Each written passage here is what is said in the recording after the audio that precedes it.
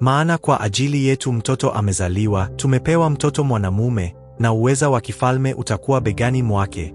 Naye ataitwa jina lake, Mshauri wa Ajabu, Mungu Mwenye Nguvu, Baba wa Milele, Mfalme wa Amani. Hapo mwanzo kulikuwako Neno, naye Neno alikuwako kwa Mungu, naye Neno alikuwa Mungu. Huyo mwanzo alikuwako kwa Mungu.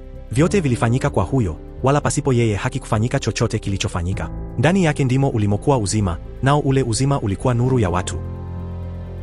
Mkono wako ni mkono wenye uweza, mkono wako una nguvu, mkono wako wa kuume umetukuka. Haki na hukumu ndio msingi wa kiti chako, fadhili na kweli za hudhuria mbele za uso wako. Bwana ni jabali langu na boma langu na mwokozi wangu, Mungu wangu, mwamba wangu ninayemkimbilia, ngao yangu na pembe ya wokovu wangu na ngome yangu.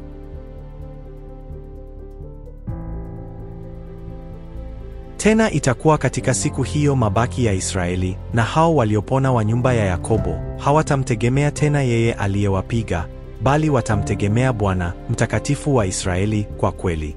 Mabaki, nao ni mabaki ya Yakobo, watamrudia Mungu aliye mwenye nguvu.